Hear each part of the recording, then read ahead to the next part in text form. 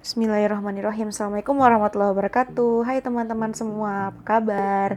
Semoga teman-teman dalam keadaan sehat walafiat ya.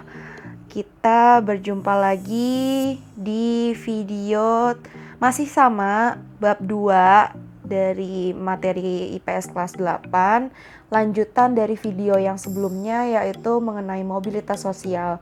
Kali ini videonya akan membahas tentang pluralitas masyarakat multikultural di Indonesia, kemudian ada konflik dan integrasi sosial, serta soal dan pembahasan yang berhubungan dengan bentuk soal yang studi kasus. Oke, sudah siap semuanya? Yuk kita mulai. Bismillahirrahmanirrahim. Oke, kita mulai dari pengertian atau makna pluralitas dan masyarakat multikultural. Pluralitas sendiri itu artinya adalah kemajemukan atau kebinekaan atau keberagaman. Beragamnya itu apa aja? Ada agama, budaya, suku, mata pencaharian. Ya, jadi Indonesia itu semuanya ini beraneka ragam ya. Tidak hanya satu, misalkan agama satu, enggak. Kita di Indonesia ini ada agama, budaya, suku, mata pencaharian. Banyak banget jenisnya, ya kan? Nah, itu adalah maksud dari pluralitas. Kemudian kita cek pengertian dari masyarakat multikultural, yaitu masyarakat yang mengakui keberagaman atau pluralitas. Jadi, masyarakat multikultural ini adalah masyarakat yang di dalamnya itu terdapat banyak lapisan.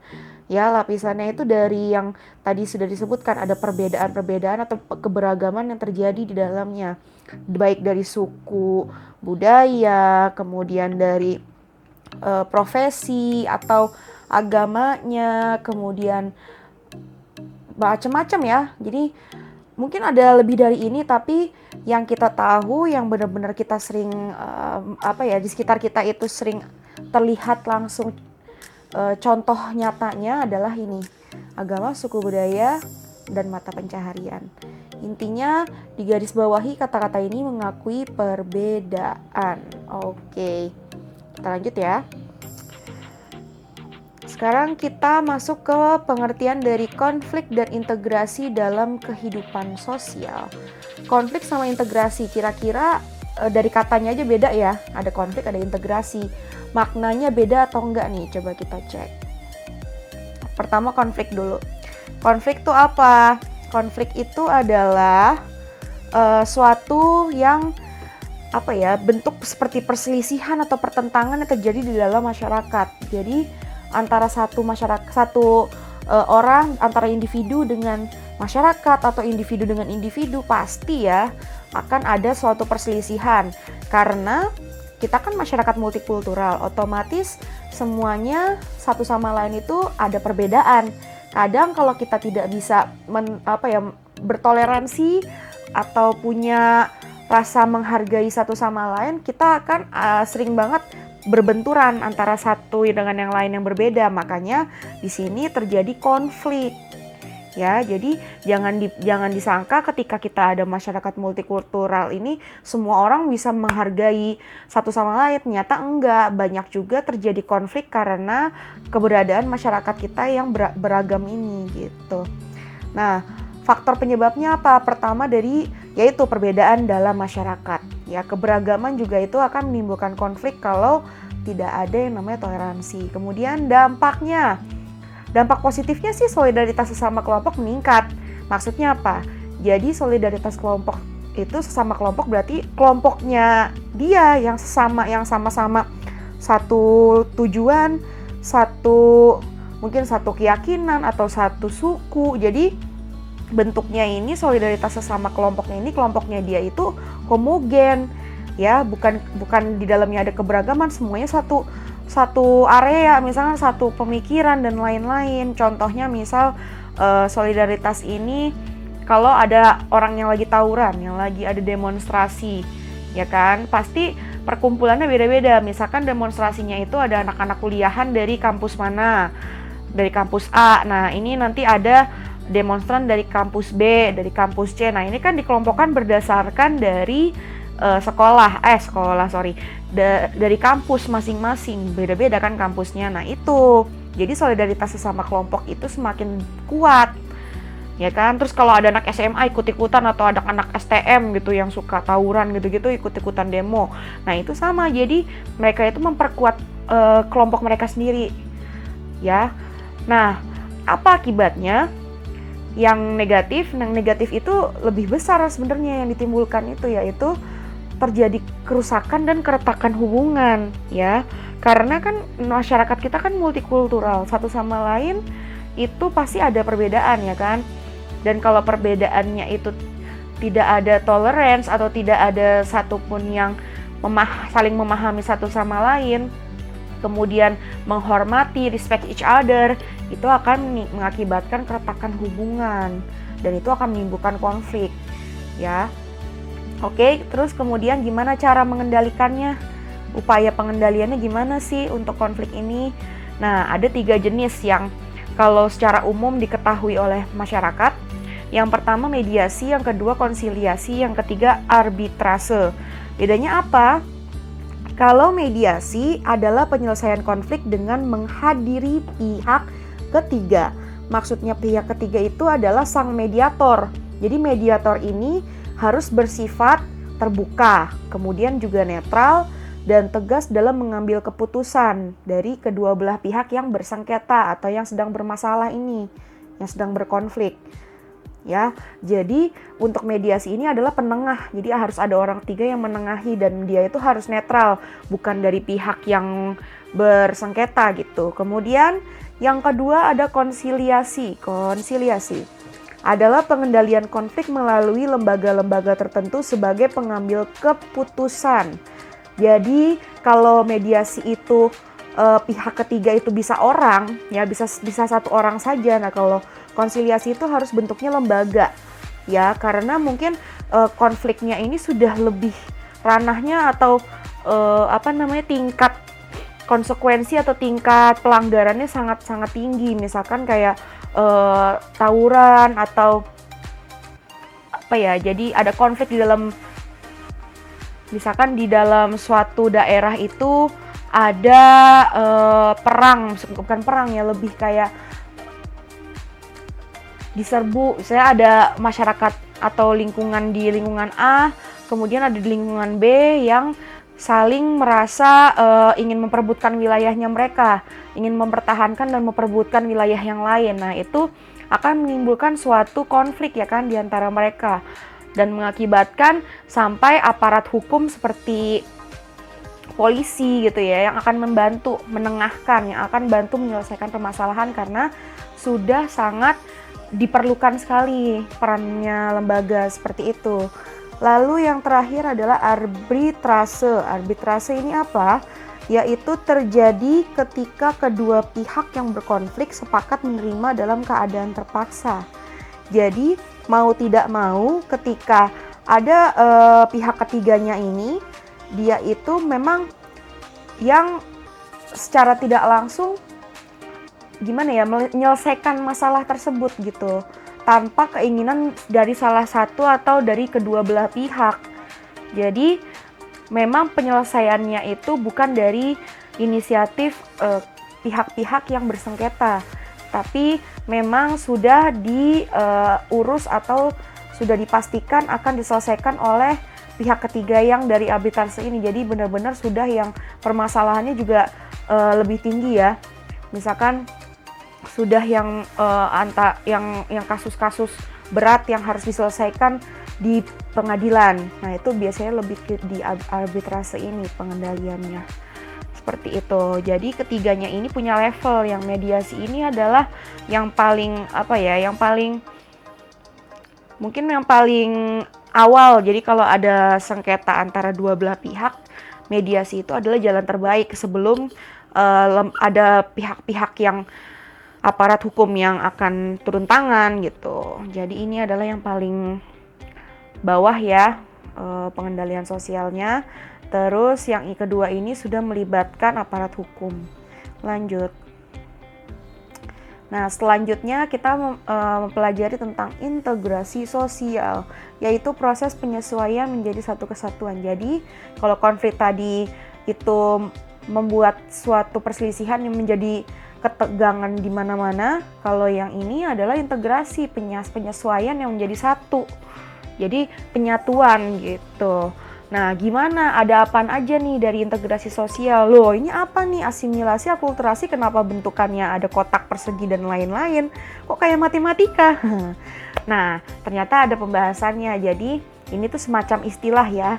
Kalau asimilasi itu kenapa dari bidang persegi ini, segi panjang ditambah lingkaran menjadi segitiga, karena asimilasi itu adalah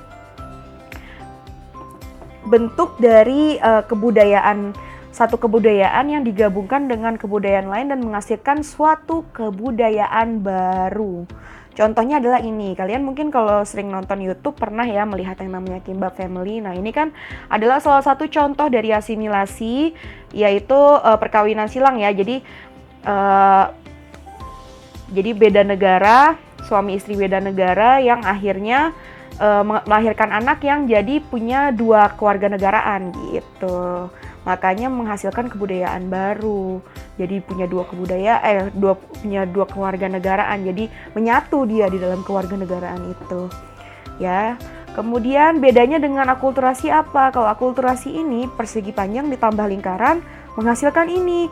Nggak ada perubahan ya. Cuma semacam penggabungan aja gitu.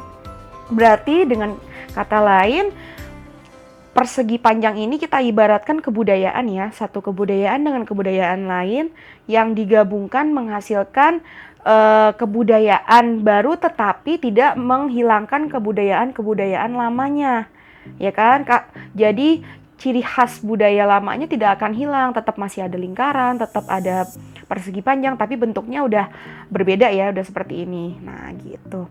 Jadi akulturasi itu contohnya di sini adalah Masjid Agung Demak. Masjid Agung Demak ini kan kalau kalian lihat bentuknya ini ada rada-rada seperti bentukan ini ya, peninggalannya kerajaan Hindu-Buddha gitu. Tapi ternyata ini masjid, ya kan? Karena dia di daerah Jawa yang pada dasarnya ketika di abad-abad masih ada kerajaan Hindu-Buddha abad 5-7, kemudian masuk agama Islam. Nah, kebudayaan adat Jawa itu kental ya, masih dengan peninggalan-peninggalan Hindu-Buddhanya. Oleh karena itu, ketika ada pembangunan masjid yang Wali Songo ini membangun suatu masjid yang akhirnya masih mengambil bentukan kebudayaan yang berasal dari Hindu-Buddha. Jadi peninggalan-peninggalan Jawa kunonya juga masih terasa kental di dalam bentuk Masjid Agung Demak. Seperti itu. Contohnya yang lain untuk akulturasi seperti kebudayaan-kebudayaan gabungan Betawi sama Cina, ya Tionghoa itu juga ada beberapa seperti lenong, terus kemudian tari cokek, itu ada penggabungan. Terus juga tari seudati dan tari saman itu kan tari-tarian yang berhubungan dengan menyembah Allah ya, menyembah Allah Subhanahu wa Ta'ala, atau menyembah pokoknya dalam Islam lah ya, keislaman. Kemudian dari masyarakat Aceh, dari kebudayaan Aceh. Nah, itu jadi ada penggabungan namun tidak menghilangkan kebudayaan aslinya. Itu yang dimaksud akulturasi. Oke. Sekarang kita menuju ke soal tes formatif. Jadi contoh nih ya, saya mengambil contoh dari soal tes formatif atau ulangan harian. Kemudian di sini kita akan bahas yang bentukannya soal ini adalah studi kasus. Jadi ada 3 studi kasus di sini. Yang pertama, yang dari sebelah kiri ada Pak Rudi, guru SMA negeri di Kota Jakarta Selatan, harus pindah tugas mengajar ke daerah asalnya, yaitu di daerah Desa Delanggu, Klaten. Kira-kira ini kayaknya bentukan mobilitas nih. Menurut kalian ini mobilitas apa?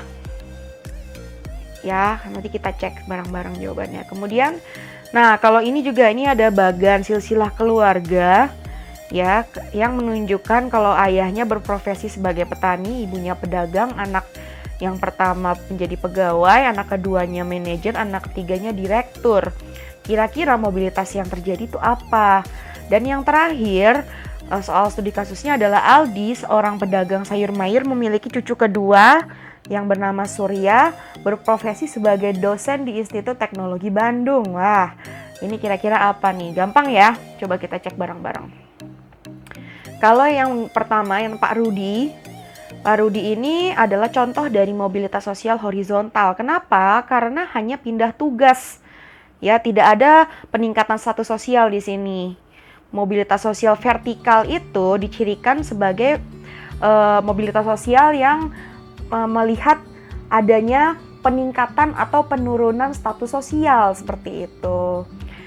Jadi jawabannya adalah horizontal. Kemudian yang tengah, bagian silsilah keluarganya ini apa ya? Mobilitas apa? Coba kita cek. Mobilitas sosial vertikal ke atas, benar ya? Jadi ayah dan ibunya itu mungkin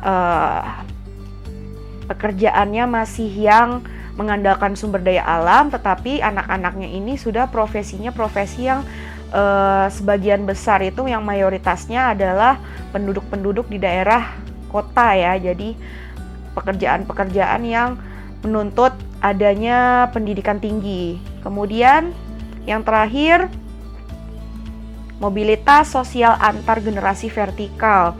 Kenapa antar generasi vertikal? Kalau antar generasi ini dicirikan sebagai mobilitas yang terdiri dari dua generasi lebih dari dua generasi. Jadi kalau hanya dua generasi saja itu masih terhitung intragenerasi. Tapi kalau antar generasi lebih dari dua generasi. Nah, kalau Aldi ini berarti kakeknya ya. Karena dia bilang di sini cucu kedua, berarti kan Aldi masih punya anak. Misalnya anaknya itu bapaknya atau ibunya dari Surya. Jadi udah 3 generasi. Generasinya Aldi, generasi orang tuanya Aldi, sama generasinya Surya. Paham ya teman-teman? Oke, sekarang kita cek pembahasan part 2 yang berikutnya. Nah, ini ada 3 juga. Yang sebelah kiri ada ciri-ciri nih. Satu sosial, kedua keadaan ekonomi, pertumbuhan penduduk, dan situasi politik. Kira-kira apa? Kemudian yang tengah, Pak Dinar memiliki restoran kecil. Setelah lulus kuliah di jurusan Tata Boga, ia menjadi chef di restorannya dan sering dijadikan pembicara di berbagai kampus di Indonesia. Nah, ini kira-kira apa? Ya kan, kita cek nanti. Terus sifat tradisional yang kuat, diskriminasi terhadap suku tertentu, menerima keadaan sebagai kodrat yang tepat. Ini tuh hubungannya sama faktor pendorong atau penghambat adanya mobilitas sosial, juga salurannya. Kira-kira dari ketiga ini yang manakah yang tepat jawabannya? Apakah ini faktor penghambat? Apakah ini faktor pendorong? Kan kita nggak tahu, coba kita cek. Jawabannya adalah faktor pendorong terjadinya mobilitas sosial. Jadi, kalau kalian melihat ciri-ciri atau karakteristik seperti ini, status sosial, keadaan ekonomi, pertumbuhan penduduk, situasi politik, maka kalian akan menemukan jawabannya, yaitu faktor pendorong yang akan menimbulkan. Jadi, faktor ini yang akan mempengaruhi atau menimbulkan mobilitas sosial yang terjadi. Kemudian, yang di tengah adalah saluran. Saluran itu maksudnya apa? Jadi saluran itu adalah bentukannya bisa seperti lembaga ya, yang akan menghasilkan output bentuknya seperti masyarakat yang tadinya, atau seseorang yang tadinya mungkin hanya lulusan SMA terus masuk kuliah, akhirnya dia bisa setelah lulus jadi dosen, atau setelah lulus menjadi guru atau jadi dokter. Jadi ada salurannya yang bisa meningkatkan status sosial seseorang. Ini ya contohnya dari saluran mobilitas melalui pendidikan. Yang terakhir berarti apa? Faktor penghambat mobilitas sosial, karena kalau sifat tradisional yang kuat ini akan menutupi atau akan semakin menjauhkan kita dari yang namanya keterbukaan. Keterbukaan itu kan bisa menghasilkan kita itu bisa berpikir lebih luas ya. Jadi tidak pemikirannya tidak sempit. Kalau kita sifat tradisional yang masih kuat, pemikiran kita akan jadi sempit. Terus diskriminasi, nah ini nih, rasis, diskriminasi itu juga akan menghambat mobilitas sosial. Kemudian yang terakhir, menerima keadaan sebagai kondisi. Jadi nggak ada merasa kita tuh optimis melakukan sesuatu, atau kita tuh merasa pengen menambah, mengupgrade diri kita, tuh nggak ada rasa seperti itu. Jadi nerima apa adanya, ya udahlah aku kayak gini gitu, aku mah apa adanya jadi orang. Berarti kamu tidak ada rasa untuk menambahkan kualitas diri kalian gitu. Nah itu berarti juga salah satu faktor penghambat mobilitas sosial. Lanjut, yang terakhir ada 3 juga. Nah ini baru kita melihat dari integrasi nih, integrasi, jenis-jenis integrasi sosial. Ada apa aja? Coba kita cek. Kalau yang ini ciri-cirinya adanya rasa toleransi, saling menghormati, tenggang rasa, terjadinya perkawinan campur antar suku, kemudian makin pesatnya kemajuan komunikasi dan transportasi antar daerah.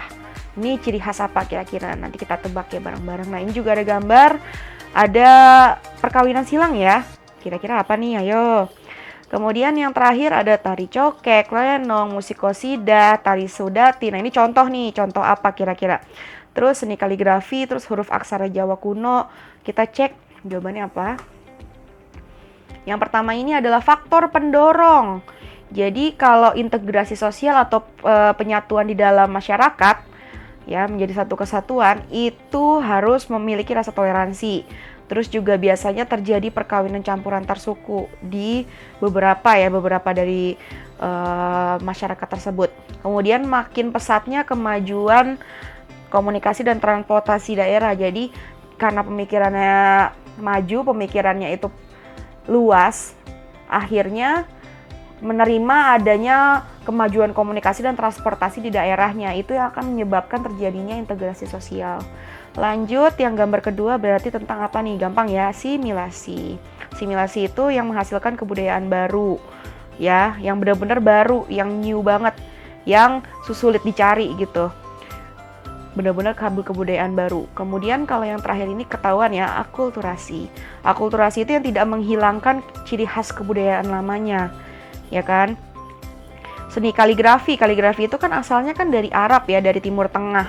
Nah, tetapi ketika dibuatnya di atas bidang batik, bidang yang bermotif batik misalkan, nah itu akan menjadi suatu keunikan baru, kebudayaan baru, namun kebudayaan lamanya tidak hilang, tetap ada kaligrafinya, tetap ada batiknya, kayak gitu. Paham ya teman-teman?